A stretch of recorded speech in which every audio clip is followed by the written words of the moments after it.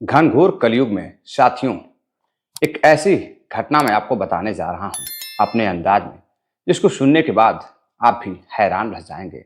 शायद ही ऐसी कहानी आपने कभी सुनी होगी, ऐसी घटना को आपने सुना होगा।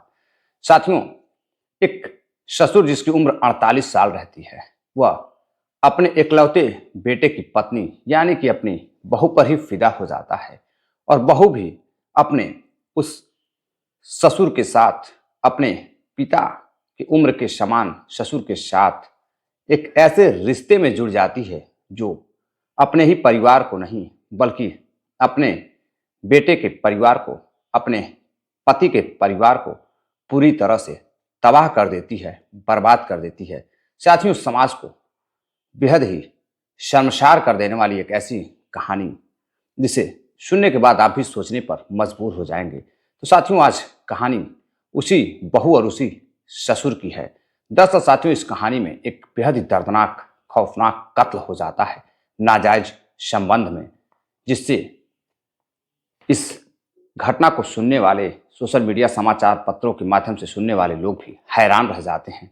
उन्हें समझ में नहीं आता कि आखिर हमारा समाज कहाँ जा रहा है, किस दिशा में जा रहा है। तो नमस्कार, प्रणाम, मैं आपका अपना विशु राय हाजिर हूँ विशु वारदात तक की एक ऐसी घटना के साथ जो कि रोंगटे खड़ी कर देगी। साथियों, मैं बात कर रहा हूं उत्तर प्रदेश के कुशीनगर की। कुशीनगर में एक थाना लगता है जटहा बाजार। जटहा बाजार के एक गांव में एक लौता लड़का दीपक, जो कि चौकीदारी का काम करता था, एक दिन यानी कि 4 जनवरी को शाम को जब वह घर आता है तो घर में सब अपने घर अंदर दाखिल होता है तो वह देखता है कि घर में उसकी पत्नी काफी सुनसान पड़ी हुई है। पिता कहीं बाहर गया हुआ है। घर में जाकर जब वो अपने माँ को ढूंढता है तो माँ उसकी कहीं दिखाई नहीं देती है। तभी अपनी पत्नी से पूछता है कि माँ कहाँ है। पत्नी कहती है कि मुझे नहीं पता, वो बाहर गई थी और अभी तक उनका कुछ पता नहीं है, काफी देर हो गई है। पिताजी भी उन्हें ढूंढने के लिए गए हैं। फिर कुछ देर बाद उसका जो लड़के का, दीपक का पिता रहता है, वह भी घर आता है।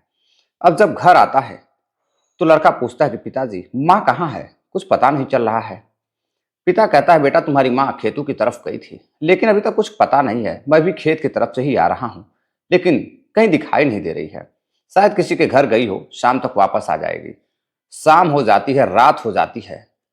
3 यानी कि 4 जनवरी की रात 12 बज जाते हैं, कहीं कुछ पता नहीं चलता है। अब दीपक अपनी माँ के लिए परेशान होने लगता है, बहू भी अपनी सास के लिए परेशान होने लगती है, दीपक का पिता अपनी पत्नी के लिए परेशान होने लगता है। अब तीनों मिलकर गांव में आसपास के लोगों को पूछताछ करते हैं, घरों में जाते हैं, पड़ोसी से पूछताछ करते हैं। दीपक अलग घर में जाता, एक घर में जाकर वह पूछता है कि भैया, मेरी माँ को आपने देखा है क्या? शाम को कहीं गई थी, लेकिन कहीं कुछ पता नहीं है, रात हो गई है, रात 12 बज रहे हैं। सभी लोग अपने घरों में चैन की नींद सो रहे थे। अब सभी घरों को खटखटा खटखटा कर दरवाजों को दीपक और उसके पिता घुरहू यादव और उनकी बहू गुड़िया, तीनों हर घरों में पूछताछ करते हैं, लेकिन कहीं कुछ पता नहीं चलता है। अगले दिन सुबह हो जाती है, लेकिन माँ वापस लौट कर नहीं आती है। अब दीपक की परेशानियां बढ़ने लगती हैं। वह माँ के लिए बेकरार होने लगता है, परेशान होने लगता है। हो भी क्यों ना, जिस माँ ने जन्म दिया था वह माँ घर से लापता थी। बेटा माँ के लिए परेशान था। जब भी वो आता था, प्यार से माँ से मिलता था, माँ उसे खाना खिलाती थी और फिर वो अपने कमरे में अपनी पत्नी के साथ समय व्यतीत करता था। अब साथियों, लड़का परेशान होता है, पेड़ के नीचे बैठकर रोने लगता है और कुछ पता नहीं चलता है। फिर उसका एक दोस्त आता है और पूछता है कि भाई दीपक, क्या हुआ, तुम्हारी माँ मिली क्या? दीपक कहता है, भाई आज दूसरा दिन है, अभी तक मेरी माँ का कुछ पता नहीं है। अब इधर फौरन ही दीपक का दोस्त उसे लेकर उसके घर जाता है, उसके पिता से बातचीत करता है और फिर पिता को लेकर पुलिस स्टेशन जाता है, यानी कि पुलिस के पास वहां जाता है। जाने के बाद अपनी माँ, जिसका नाम गीता देवी रहता है, उसकी गुमशुदगी का रिपोर्ट दर्ज कराता है और बताता है कि 4 जनवरी के शाम से वह कहीं गायब है, कुछ पता नहीं चल रहा है। पुलिस पूछताछ करती है कि क्या दिमागी रूप से ठीक ठाक तो थी? दीपक कहता है वो बिल्कुल स्वस्थ थी, ठीक ठाक थी। अभी चल फिर रही थी, काफी खुशहाल जिंदगी बिता रही थी, काफी खुश थी। लेकिन मेरी माँ अचानक से कैसे गायब हो सकती है, कहीं कुछ पता नहीं चल रहा है। इधर पुलिस जांच पड़ताल शुरू करती है। 2 दिन हो जाते हैं लेकिन उसकी माँ का कहीं कुछ पता नहीं चल रहा था।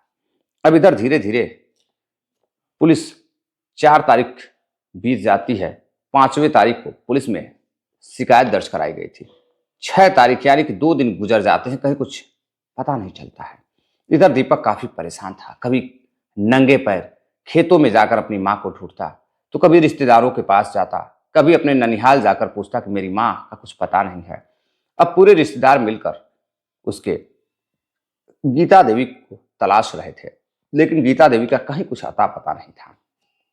7 जनवरी की सुबह एक महिला जो कि दीपक की पड़ोसी होती है, वो अपने छत पर जब कपड़े फैलाने के लिए जाती है तो वह देखती है कि छत पर एक पानी की टंकी है, जो शौचालय की टंकी होती है।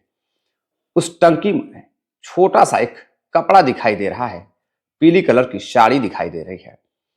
अब उसे कुछ शक होता है। वह सोचती है कि यह कपड़ा तो उसकी माँ ही पहनती थी और उस दिन सुबह में गीता देवी यानी कि दीपक की माँ उस कपड़े को पहनकर घूम रही थी। कहीं ऐसा तो नहीं है कि गीता देवी उस शौचालय के टंकी में है। अब इधर फौरन ही वह आसपास के लोगों को बताती है। आसपास के लोगों को शक होता है तो पुलिस को फोन करते हैं। इधर पुलिस मौका वारदात पर घर पहुंचती है और फिर दीपक को बुलाती है। दीपक से कहती है कि तुम अपने छत पर लेकर चलो। पुलिस दीपक को छत पर लेकर जाती है। जब छत पर लेकर जाती है तो इधर जो उसका पिता रहता है वो घबराने लगता है, परेशान होने लगता है। बहू भी काफी हताश परेशान नजर आ रही थी। वो भी क्यों ना उसकी प्यारी सास जो गायब थी। अब इधर सभी लोग परेशान थे। पिता को लगता है कि अब पुलिस उसकी पत्नी को ढूंढ निकालेगी।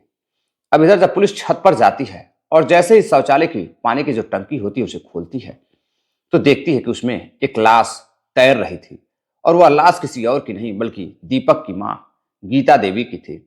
अब फौरन ही पुलिस उसकी मां की लाश को बाहर निकालती है, बॉडी को बाहर निकालती है।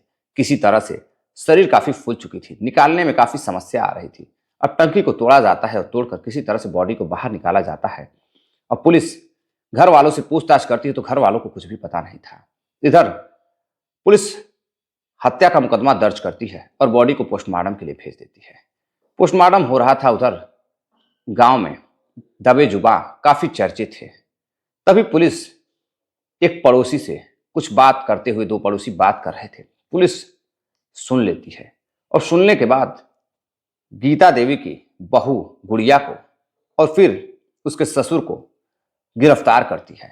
और गिरफ्तार कर जब पूछताछ करती है तो साथियों दोनों टूट जाते हैं और फिर एक ऐसी खौफनाक हकीकत बताते हैं जिसको सुनकर कुशीनगर ही नहीं बल्कि पूरे उत्तर प्रदेश में इस कत्ल की गूंज सुनाई देती है। और फिर शर्मसार हो जाता है एक सासुर और एक बहू का प्यारा सा जो रिश्ता होता है बाप बेटी की तरह, इस रिश्ते को यह कलंकित कर देते हैं।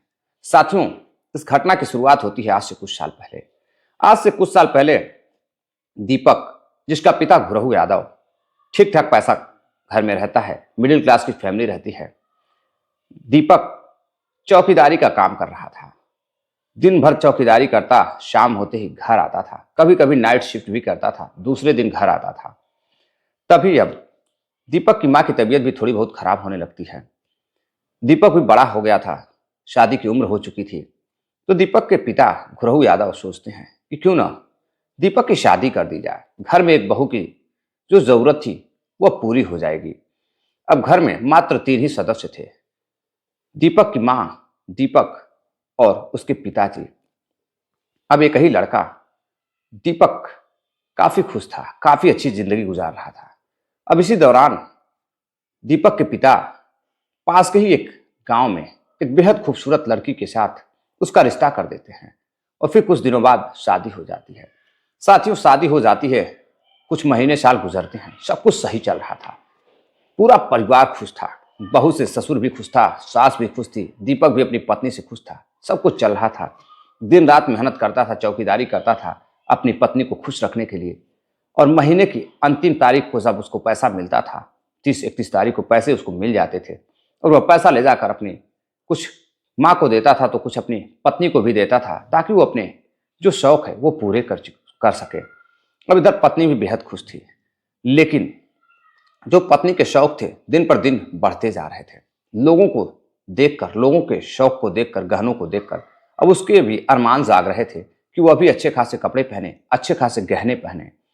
अब इधर धीरे धीरे समय बीतता गया। अब साल 2025 आ जाता है। धीरे धीरे जो उसका ससुर था, उसकी निगाहें अक्सर बहू पे टिकी रहती थी। बहू इतनी खूबसूरत थी कि अक्सर कर 48 का घुरहु यादव अपनी बहू को अपनी गंदी नजरों से देखा करता था, अश्लील भरी निगाहों से देखता था। जब भी बहू कमरे में खाना बनाने के लिए किचन में जाती थी तो पीछे पीछे किचन में भी जाता था, अपनी बहू की मदद भी करता था। सास भी साथ में काम करती थी। फिर सास जैसे ही खेतों में इधर उधर जाती थी, बाहर जाती थी, वो बहू से बैठकर बातें भी करता था, बहू भी उससे बैठकर बातें करती थी। लेकिन धीरे धीरे ससुर और बहू का जो यह प्यारा सा रिश्ता था, पिता और बेटी की तरह, यह रिश्ता धीरे धीरे अब प्यार में बदलने लगता है। अब बात करते करते एक दिन उसका ससुर अपने बहू की खूबसूरती पर फिदा हो जाता है। अब अक्सर कर जब वह किसी कमरे में किसी काम से जाती थी तो वह उसके आगे पीछे घूमा करता था। जबरदस्ती किसी न किसी बहाने से बहू के कमरे में जाया करता था। बहू को भी अब ससुर अच्छा लगने लगता है। धीरे धीरे दोनों इस कदर बात करते गए कि अब ससुर उसे कभी पैसे देता था तो कभी किसी चीज की लालच देता था, कभी कोई गहने तो कभी कोई सामान दे दिया करता था। इधर गुड़िया भी काफी खुश नजर आ रही थी। रात में पति के साथ समय व्यतीत करती थी, दिन में ससुर के साथ बैठकर बातें करती थी, समय व्यतीत करती थी। अब दोनों एक दूसरे को ससुर और बहू चाहने लगते हैं। बहू को लगता है कि अगर ससुर की सेवा करेगी, ससुर को खुश रखेगी तो ससुर उसके बदले में उसे खुश रखेगा, ढेर सारा पैसा, गहने, जेवर जवारात सब कुछ उसे देगा। और गुड़िया अब अपने ससुर के साथ ही कमरे में शारीरिक संबंध बनाने लगती है। जैसे ही चौकीदारी करने वाला लड़का दीपक सुबह नहा धोकर खाना खाकर टिफिन लेकर अपने काम पर जाता था, सास किसी काम से बाहर जाती थी, वैसे ही ससुर कमरे में आता था, दरवाजा बंद करता था और फिर गुड़िया के साथ हम बिस्तर हो जाता था, शारीरिक संबंध बनाया करता था। इधर गुड़िया भी ससुर पर फिदा थी, ससुर गुड़िया पर, दोनों एक दूसरे में बेहद खुश थे। लेकिन कई बार जब सास घर में होती थी तभी ससुर घर में कमरे में चला जाता था और फिर कभी कभी खेतों पर भी बहू के साथ जाता था, बातचीत करता था। कई बार दोनों को बात करते हुए जो उसके आसपास के लोग थे वो भी देखते थे, तो लोगों को शक होता था कि जो हंसी मजाक का जो जरिया होता है, जो तरीका होता है, वह ससुर और बहू का अलग होता है। लेकिन यहाँ पर ससुर और बहू का जो तरीका था वो एक पति पत्नी की तरह था। अब मोहल्ले वाले भी शक करने लगे थे।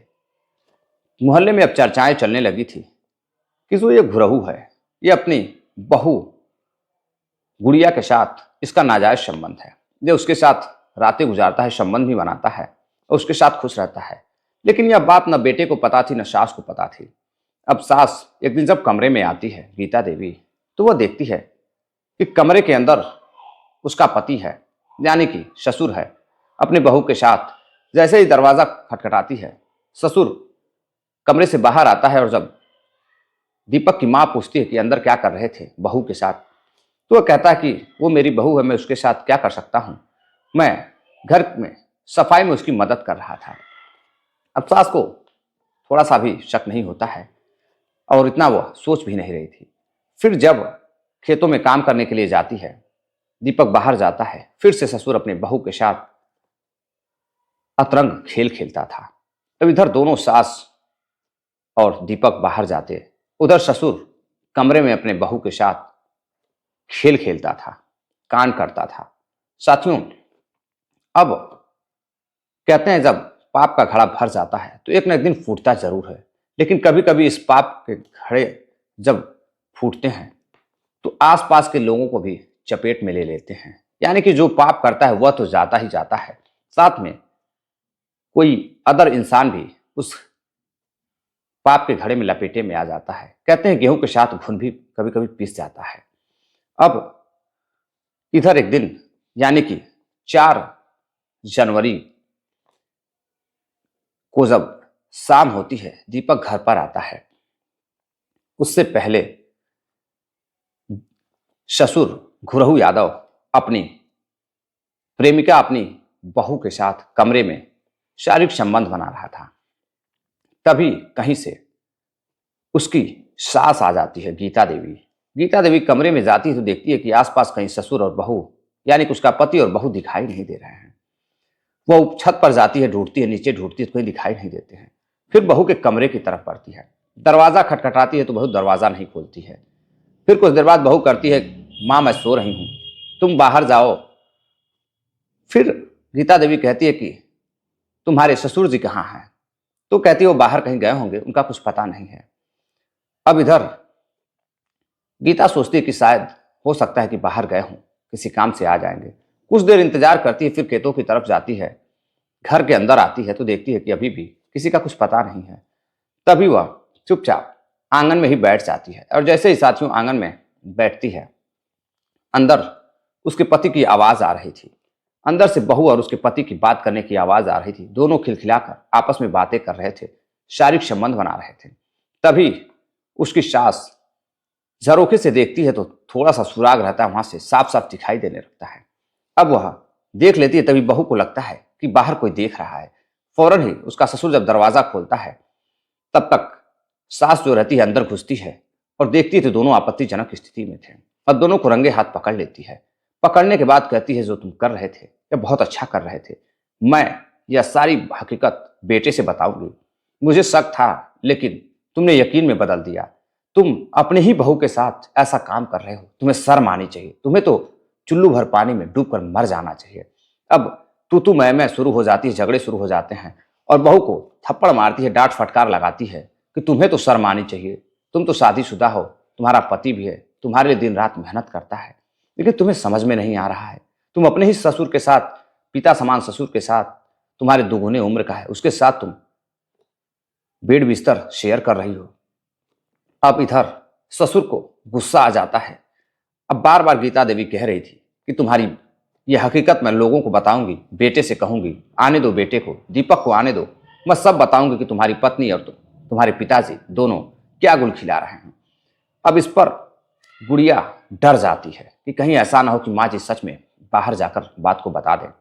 ससुर भी बहुत डर जाता है कि कहीं ऐसा ना हो कि यह बात बाहर चली जाए, फिर समाज में लोग क्या कहेंगे, दुनिया क्या कहेगी।